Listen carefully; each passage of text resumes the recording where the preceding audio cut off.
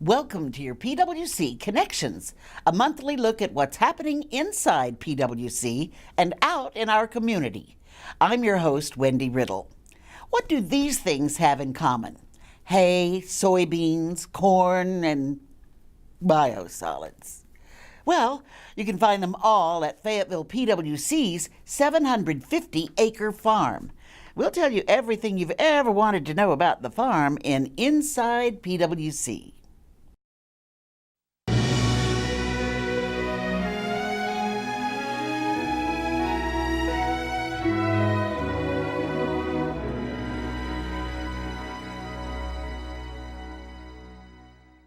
The PWC farm was bought in 1987, and it has been here since then in operation. Originally, this farm is 360 acres around, and originally it could handle all the biosolids that the city of Fayetteville produced, but as the city of Fayetteville grew, it got too big for this farm, and we expanded into what we call a co-op program, where we spread it on other farmers' land, and it's basically free fertilizer and free lime for them. Our farm here itself is 360 acres farmland. It's a little bit bigger than that if you include the woods and surrounding land.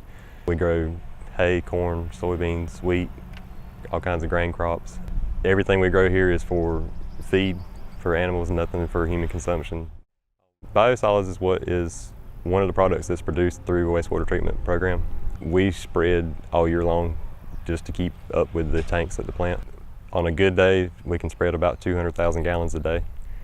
And if we can do that for a couple of weeks, we can get the plants down pretty good and then be good for a week or two, and then it starts filling back up, so we have to continue spreading again. But the biosolids is very rich in nitrogen. It's basically all the solids left over after treating wastewater. Farmers get it because it's a huge savings on them as far as fertilizer costs, because nitrogen costs are outrageous. And we provide all the lime to the farmers as well, which is a huge savings to them also, because it helps them and it helps us. We have to have somewhere to put it, and doing it this way is a more cost-effective way, and also a greener way to recycle instead of just filling up a landfill with it. The state sets the regulations as far as how much we can apply based on what crop we're going to plant, and whatever rate we apply at is what rate the crop will take it up. So once we apply, the crop's grown and harvested, pretty much what we've put down is gone with the crop. The biosolids program benefits our customers greatly by its huge cost savings versus any other means to dispose of the biosolids. Every wastewater treatment plant in the world creates biosolids. And we're fortunate to where Fayetteville is a rather large city, but it's surrounded by rural land, which gives us plenty of land to apply this biosolids. And by managing it in a good way and keeping the farmers happy and keeping us places to spread it and not making it a nuisance to the community, we can do that in a huge cost savings to our customers as far as just a way to dispose of it. We have co-op land spread across Cumberland County, Hoke County, Robinson County, a little bit in Bladen County. So I might come to work in Stedman, or I might go to work in Lumberton. It just depends on where we are. A typical day is coming in, checking with our contractor that's applying the biosolids, making sure that we're within our state regulations, we're within our boundaries in the field. We like to make sure that we're in compliance with the state, because they can randomly inspect us at any time, and we don't want to have any trouble with that. Any farmer who's interested in getting our biosolids, you can contact me directly, or you can contact customer service and they can get in touch with me. But our land has to be permitted through the state, so it's not like you can't just call and, yeah, we'll come next week and apply on your land. Your land has to be evaluated by us, by the state, by our contractor who spreads the land, to be sure it's suitable to accept biosolids from an environmental standpoint. And also to make sure that there is enough land to justify applying on it. But we're open to any farmer within, I would say, 35 miles of Fayetteville that's interested in getting in the program.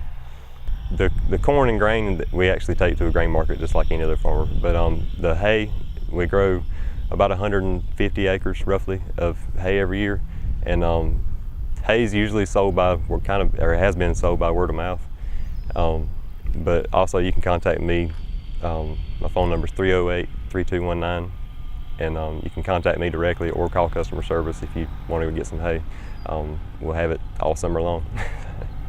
I just like farming. I grew up on a small farm in Red Springs, and farming is kind of in my blood, I guess. My grandfather farmed, and I've always wanted to farm, but I didn't have the means to for myself.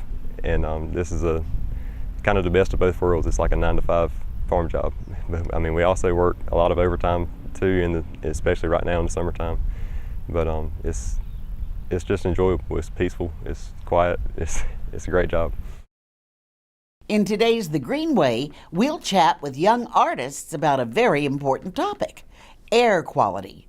They'll tell us why we should all care about making improvements to our air quality and what we can do to keep it clean.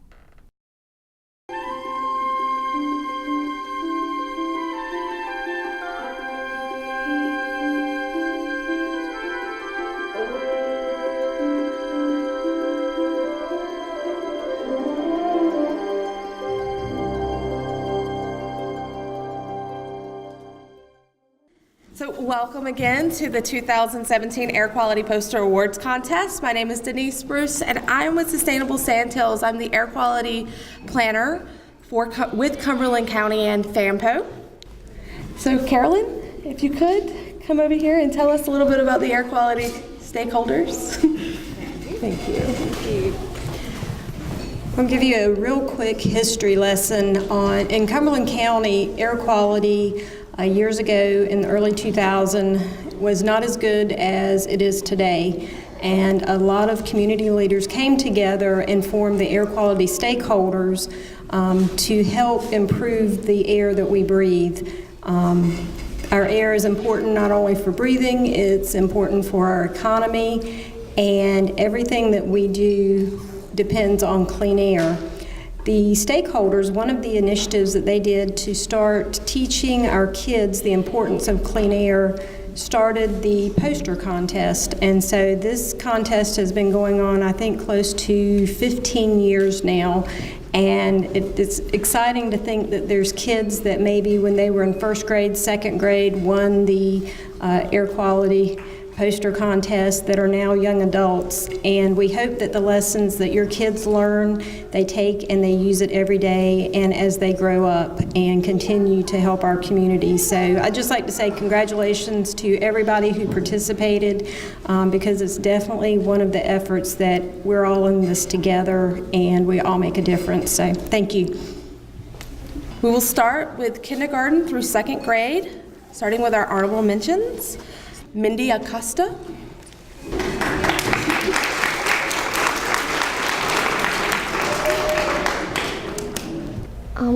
I drew a girl and a boy plant a tree.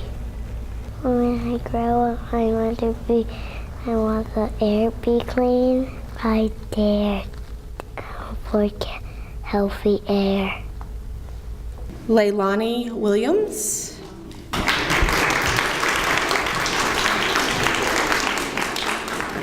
I do earth, and if the air is dirty, the earth will get sick. Do you dare to care for healthy air? I do. Jordan Gilliard.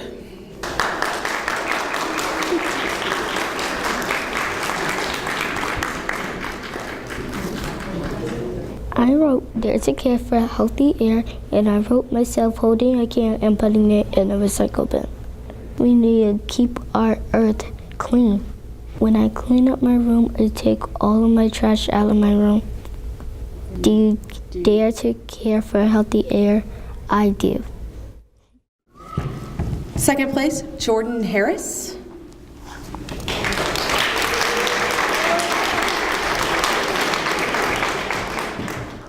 I drew a garbage can and someone throwing trash on the ground. Then I drew another person that said, "Hey, stop throwing stuff on the ground." And I put a happy sun a happy earth that said, "Thanks for keeping our earth clean." And I put on the top, "Dare to care for healthy air."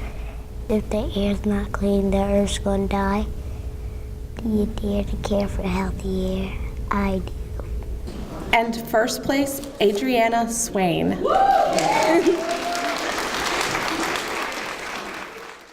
So I drew cartoon eyes because I really like those cartoon eyes. And I drew the earth because if the earth is happy, the air is clean, and if it's not happy, the air is bad for people. To help to clean air, I pick up trash around my neighborhood, well, around my house. Do you dare to care for healthy air? I do. Congratulations to the kindergarten through second graders.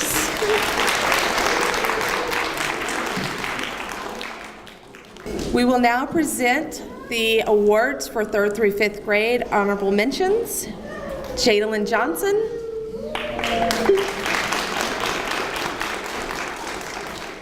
The message was to plant more trees. I actually drew a girl in her garden. She was going to plant more trees. It's important to plant trees because trees make our air, and air is important to live.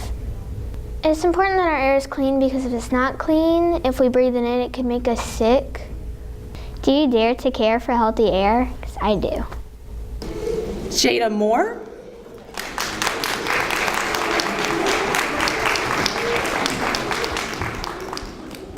I drew a factory because factories have smoke coming up and it destroys our air. So I wanted to show people saying, dare to care for healthy air, so people can understand that our air is dying because factories all over the place have smoke going into our air, and it's making us hard to breathe. And it's just, our world is dying. Clean air is important to me because without clean air, all the trees will die, all the animals will die. I might die because I need clean air to live.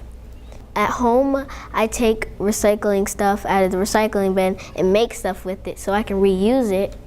Like I reuse it to make stuff to play with. Like I can make robots like with the soda can and some sticks and put it on the side. You can do a lot of things with them just to give it one last chance to be used. Do you dare to care for healthy air? Well, I do. Deasia Hedgepath.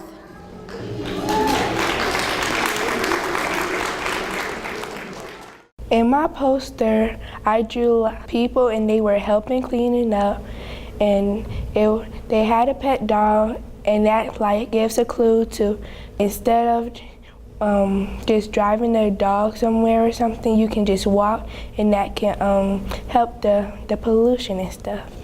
Sometimes I ask my mom if I could ride my bike to the park sometimes, and I pick up trash. And one time at the beach, I helped people pick up trash because there was trash everywhere because the wind was blowing. Do you dare to care for healthy air? Because I do. For 3rd through 5th grade, 3rd place, Allison Rouse.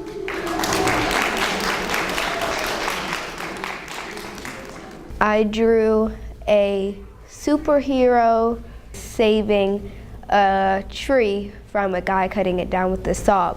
But my message was to encourage people not to cut down as many trees as they're doing now. If you don't have clean air, you'll have not as good as a living that you do now, and you wouldn't be able to have fresh food or products. What I do to help keep the air clean is to try and plant more things. I dare to care for healthy air. 2nd place, Joni Lewis.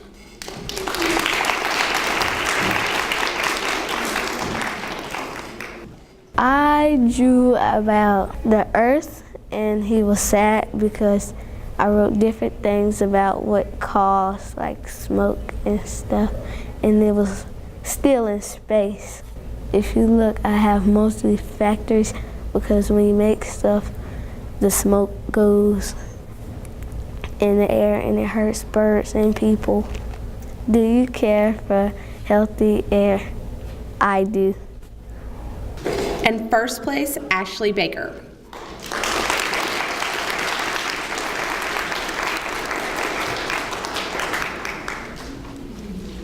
I had the poster where it looked like it was a piece of paper was peeling. Under it was a fresh, pretty green, bicycles, like windmills, healthy look. Cool. And the outside was disgusting factories, black skies, smoke, trash on the ground, dead grass, and lots of cars. I wanted to send a message that said, this is what our world could be, and then this is what our world will turn out to be because we're polluting it. So I wanted to show people that could be a difference in the world. Do you dare to care for healthy air? I do. Congratulations, 3rd through 5th grade.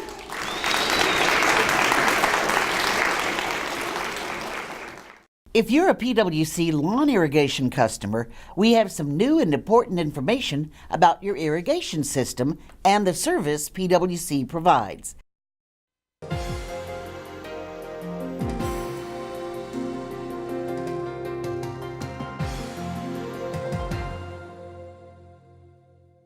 The lawn irrigation program involves backflow preventers, which is something that the state requires on lawn irrigation systems, and it is meant to protect the water system.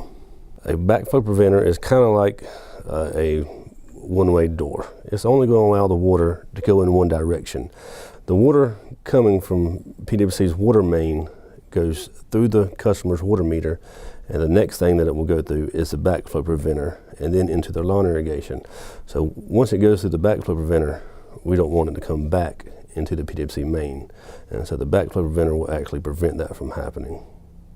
Some of our customers have recently received a letter that states, Notice of Backflow Prevention Assembly Corrections Needed. The customer received the letter because a contractor recently determined that the backflow preventer is in need of repair. Backflow preventers have to be tested occasionally, similar to how your car has to be inspected once a year. If you got your car inspected and they determined that something was wrong, then you would have to get it repaired. And the same scenario with backflow preventers. Whenever they test the backflow preventer, if they determine that something's wrong, then you need to get it repaired. For the customer's convenience, attached to the letter is a list of contractors that can make repairs to the backflow preventer and also test it whenever it is repaired. The tester that the customer chooses to do the work for them should be able to advise them in the best course of action for them to take. The options would be, number one, make the repair to the backflow preventer. The second option would be to replace the backflow preventer. If it was determined that maybe the backflow preventer was going to cost more than what it was worth to try to repair, they may just want to replace it. And the third option would be to discontinue their lawn irrigation service completely, in which case we ask them to contact PWC customer service and make that request. I'd like to caution all the customers to make sure that the contractor that they hire does everything according to the plumbing code. Backflow prevention is very important, and the job of the backflow preventer is to protect the drinking water, and that in turn protects our families. Coal ash has been in the news a lot lately. PWC's CEO and General Manager, Mr. David Trago, will provide some background on the topic and answer questions you may have about the situation.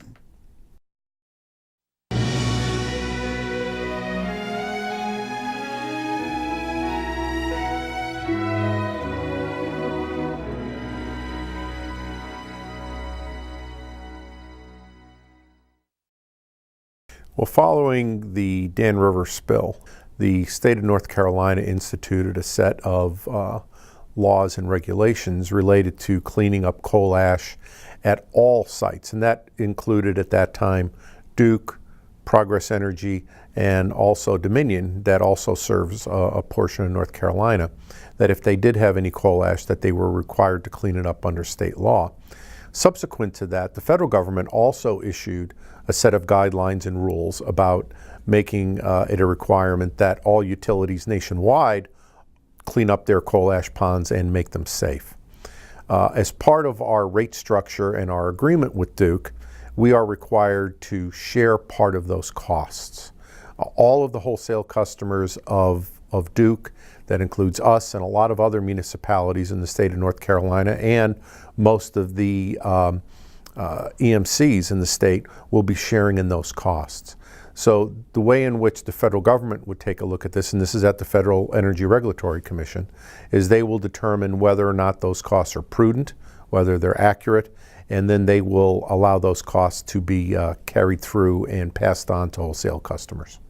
The current estimate that Duke has publicly mentioned is statewide. It's going to cost roughly about $4.5 billion, and that's billion with a B.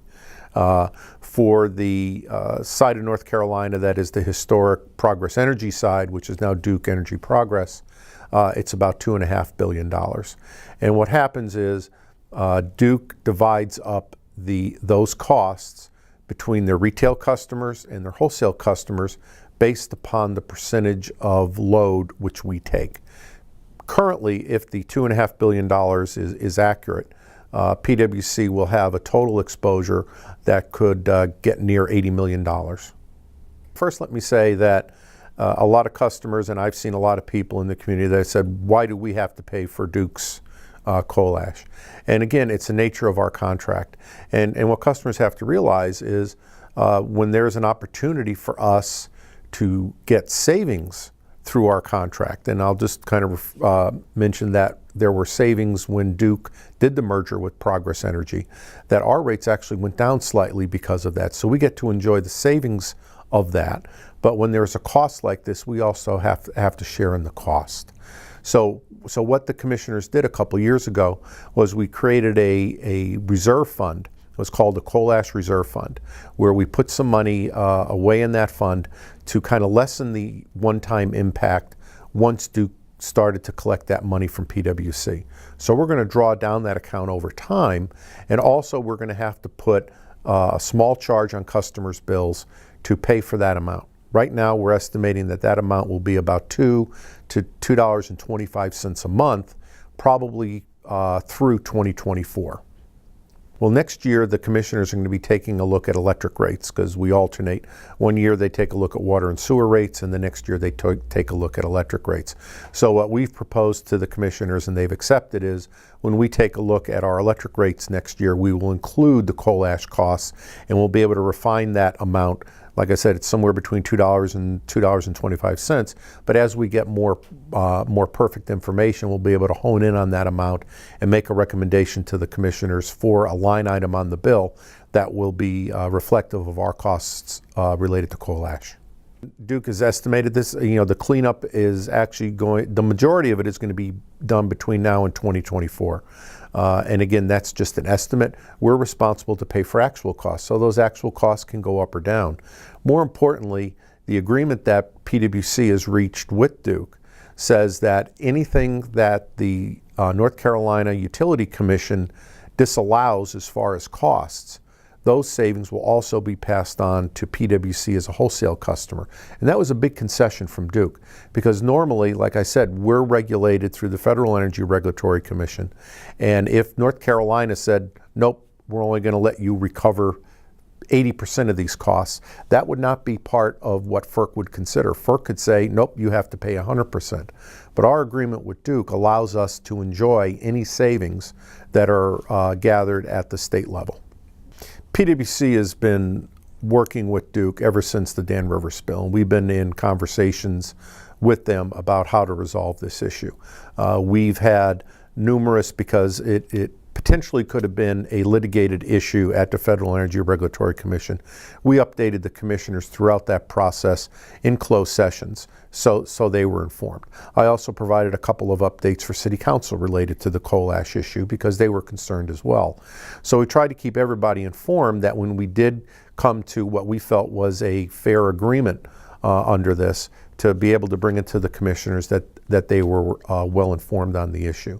So we felt that was in the best interest of our customers.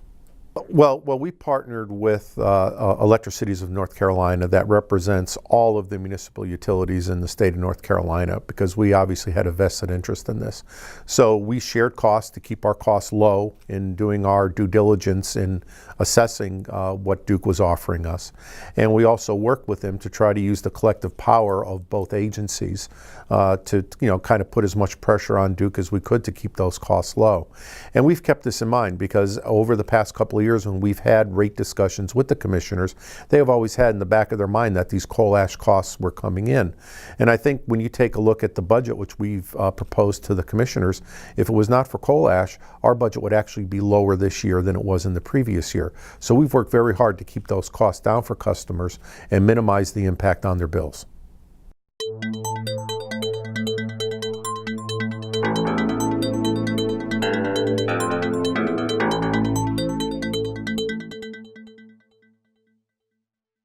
Hi, and welcome to Take One. This is our chance to highlight news, upcoming events, and important FYIs from Fayetteville PWC. Before we get started, I want to introduce our new summer intern, Shauna McIntosh. Hi. Welcome, Shauna. Can you tell us a little bit about yourself? Yeah, thanks, Courtney. My name is Shauna McIntosh, and I'm a junior at the University of North Carolina at Chapel Hill. I'm in the School of Media and Journalism there, and I have a concentration in public relations, and I also have a second major in public policy. This is my second summer at PWC, and I'm super excited to be back. We're really excited to have you. Okay, so June marks the start of hurricane season. Being safe and being prepared is key. PWC has a proactive plan for operations in the event of a hurricane or other severe weather. Our crews are ready to swing into action, and we're prepared to work around the clock to restore service. And we encourage our customers to be prepared as well. That's right, Courtney. It's always a good idea to plan ahead for your family.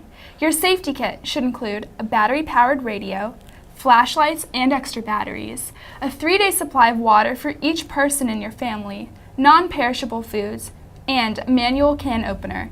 Manual being the key word here. Electric can openers are great, but they're useless during power outages. Make sure you have medications and a first aid kit too. Another great tip that some people may not think about is to have cash on hand, because ATMs and card readers in stores may be impacted by outages. A change of clothes, personal hygiene items, and backup chargers for cell phones and tablets should also earn a spot in your safety kit. Great tips, great tips. Okay, and PWC has more safety tips and emergency preparation information and links to other organizations like the American Red Cross and the National Weather Service on our website. Just click Storm Central on our homepage. And before a storm makes landfall, make sure we have your current phone numbers so our emergency system can identify you if you give us a call. You can contact customer service anytime between 8 a.m. and 8 p.m. Monday through Friday. We hope to have a quiet hurricane season, but if that isn't the case, make sure you follow PWC on social media to receive updates on power outages, restoration efforts, and other issues related to your utilities. Alrighty, shifting gears. A lot of yard sales happen around this time of year. Before posting any kind of sign on a pole, consider the safety of those who work on those poles. Sharp objects like nails, staples, and tacks pose serious safety hazards. Even tiny punctures in a line worker's gloves can expose them to deadly shocks. Please refrain from posting signs and other items on poles, and keep our line workers safe from harm. Wow, Courtney, I had no idea. I'm definitely going to make sure I keep an eye out for that. So temperatures are soaring. Consider setting your thermostat to 78 degrees when you're at home and raising it when you're away. According to the Department of Energy, setting your thermostat back 10 to 15 degrees for 8 hours a day can save you between 5 and 15% on your electric bill for the year, or about 1% for each degree of setback. And if your plan is to use ceiling fans to cool you down, make sure the blades are rotating counterclockwise to produce a downward flow. And also remember, if you leave the room, turn those fans off, because the fans cool you, not the room. Alrighty? And as a reminder, PWC offices will be closed for Independence Day. That's Tuesday, July 4th. But you can reach us at 1-877-PWC1 if you need to report a utility-related emergency. Well, thanks for watching Take One. And remember, like Shauna said, to like us on Facebook, follow us on Twitter, and subscribe to our YouTube channel. See you next time. Bye.